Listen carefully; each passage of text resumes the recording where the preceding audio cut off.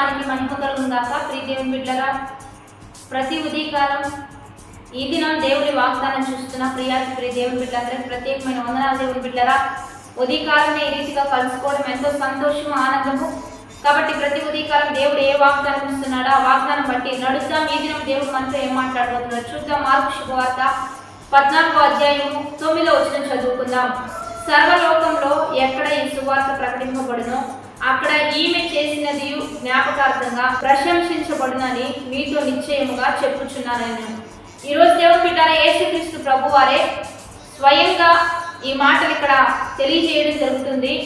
ఈమెను గురించి ఎక్కడ సువార్త ప్రకటించబడుతుందో అక్కడ జ్ఞాపకార్థంగా ఈమె పేరు గొప్ప చేయబడుతుంది, ఈమెను గొప్ప చేయడం జరుగుతుంది, ఈమె నామము ఆశీర్వాదకారకంగా పిలవడం జరుగుతుందని దేవుడే ఇక్కడ బయటపరిచాడు. ఏమి చేసిన పని అంటే, ఇక్కడ మరియా చేసిన పని, దేవుని విషయంలో చేసిన క్రియను బట్టి దేవుడు ఈ మంచి సాక్ష్యాన్ని ఆమె గురించి ఇక్కడ ఇస్తూ ఉన్నాడు.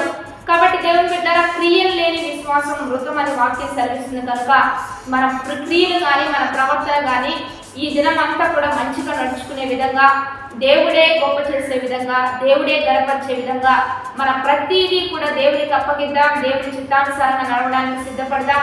ఇక్కడ ఆమె దేవుని విషయంలో చేసిన మంచి పనిని బట్టి దేవుడు ఇక్కడ కనపరిచాడు.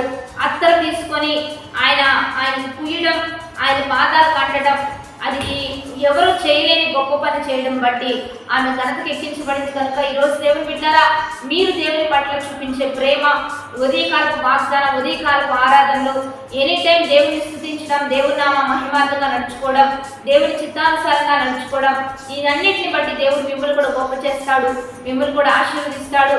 మీరు నడుచుకునే పరిశుద్ధమైన జీవిత విధానాన్ని బట్టి మిమ్మల్ని హెచ్చిస్తూ మీ నామాన్ని దేవుడు ఆశీర్వాద పదంలో ముందుకు నడిపించబోతూ ఉండగా, దేవుడు చూస్తున్నప్పుడు పద్ధతిగా, దైవికంగా, ఆత్మీయంగా ప్రతి విషయంలో కూడా ముందుకు కొనసాగుదాం.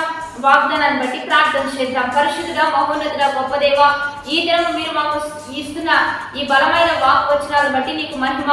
ఎంతమంది బిడ్డలు ఈ వాగ్దానం చూస్తూ ఉన్నారో ఈ వాక్ వచనాలన్నీ బిడ్డల పట్ల రూఢీపరిచయ్యా, జ్ఞానవంతంగా వారు నడుచుకున్నట్లుగా సహాయం చేయండి. వారు ఎక్కడ ప్రభువా నీ నామం పేరిట వారు అడుగు పెడతారో అక్కడ వారికి ఘనత ఉండాలి, పేరు ఉండాలి, ప్రఖ్యాతి ఉండాలి. నీ నామంలో వారికి సమస్తము, వారికి అతిశయం ఉండాలి తండ్రి. ఈ రీతిగా వారిని హెచ్చింప చేయండి, ఖ్యాతినివ్వండి, మంచి పేరునిచ్చి గణపరిచయ్యా. ఈ ఉదయకాలం అక్కర్ల అవసరతలన్నీ తీర్చండి.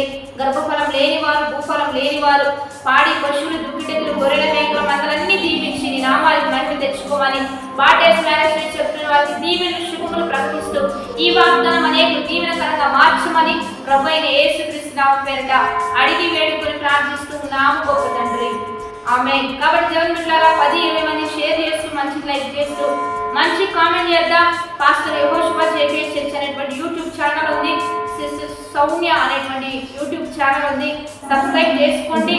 వాగ్దానం చూస్తూ దేవుని మహిమ పడదాం. Happy blessed day. ఆమేన్.